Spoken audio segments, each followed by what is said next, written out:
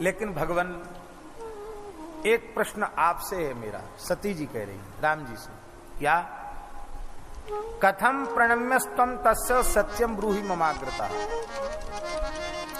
मैं तो यह अनुभव करती हूं कि भगवान शिव ही सबके प्रणम्य हैं, फिर आप शिवजी के भी प्रणम्य कैसे हो गए?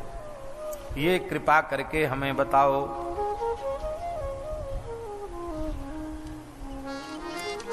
अब भगवान श्री राम नई कथा सुना रहे हैं, बड़ी प्यारी कथा, सुनने योग्य कथा है। भगवान श्री राम कह रहे हैं, श्री राम उवाच, राम जी कहते एक बार भगवान शिव ने विश्वकर्मा को बुलाया और कहा कि मेरी गौशाला में एक सुंदर मणियों से जटित ऐसा अनुपम दिव्य भवन निर्माण करो, ब्रह्मांड में सबसे विलक्षण, सबसे सुंदर, सबसे उत्तम। उसमें एक सिंहासन का निर्माण कराया, उस पर एक दिव्य छत्र बनवाया और उस छत्र को बनवा करके संपूर्ण देवी देवताओं को, सिद्धों को, सबको बुलाया और बुला करके वैकुंठ धाम से, राम जी सुना रहे हैं ये कथा, वैकुंठ धाम से श्री हरि को बुलाकर शुभ मुहूर्त में भगवान शिव ने उन्हें सिंहासन पर बिठाया, आभूषणों से विभूषित किया, अपने हाथ से उनके मस्तक पर मुकुट बांधा और कहा ये ब्रह्मांड मंडप है ये, और इस ब्रह्मांड मंडप के अधिपति के रूप में हम आपका अभिषेक कर रहे हैं। आप पूरे ब्रह्मांड में सर्वोपरि आज से हुए। आप अपने भक्तों को ऐश्वर्य प्रदान करते हैं, मोक्ष प्रदान आज से हुए। आप अपने भक्तों को ऐश्वर्य प्रदान करते हैं, मोक्ष प्रदान करते हैं।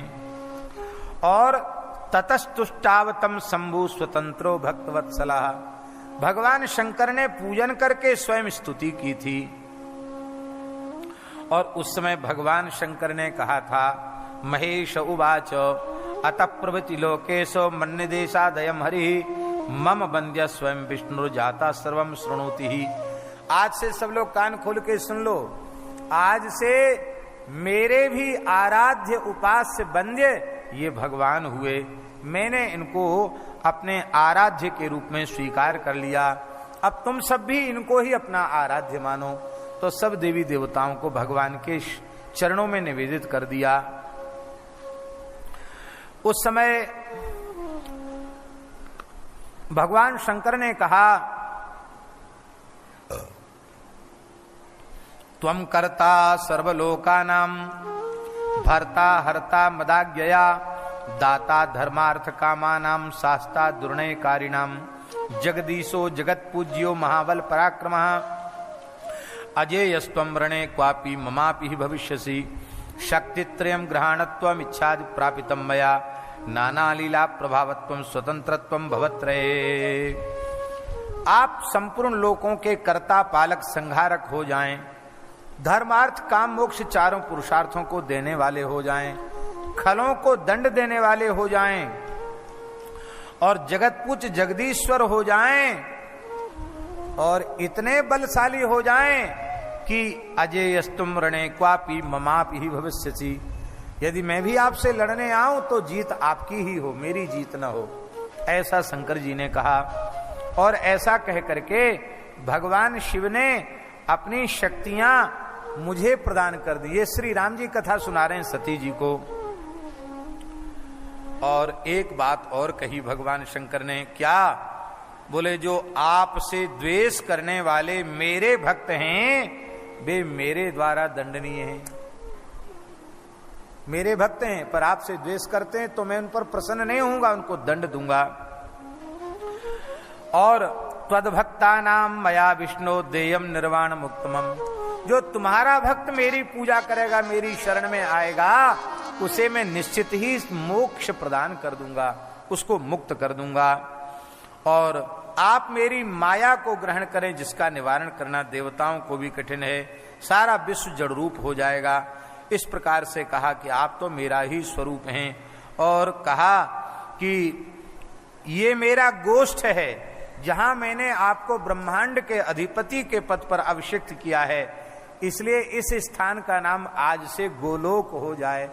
तो शंकर जी का जो गोष्ठ है उसी का नाम शिव पुराण के अनुसार गोलोक है, और गोष्ठ में ही अनंत कोटि ब्रह्मांड नायक के पद पर भगवान का अभिषेक शंकर जी ने किया है। यह एकदम नई बात, पहले कभी सुनी नहीं गई, ऐसी सुंदर बात इसमें लिखी है। और भगवान आप अवतार ले लेकर के लीला चरित्र करेंगे, विस्तार करेंगे।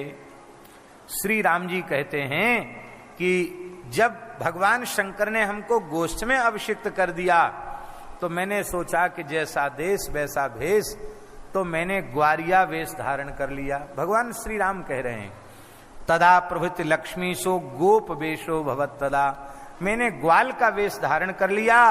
आयासी तत्र सुप्रीत्या गोप गोपी गवामपति, गोपियों का स्वामी, गोपों का स्वामी और गायों का स्वामी में बन गया, गोपाल बन गया। बोलो गोपाल कृष्ण भगवान की जय। इस प्रकार से भगवान ने स्वयं हमको अपना पूज्य बनाया है, इसलिए वो दंडवत करते हैं। पर हे देवी सती, ये उनकी लीला है, पर मैं तो अपना आराध्य उपास्य पूज्य शिव जी को ही मानता हूं, ऐसा राम जी ने कहा। अब तो सती जी महाराज वहां से गई। शंकर जी बैठे थे बट वृक्ष के नीचे,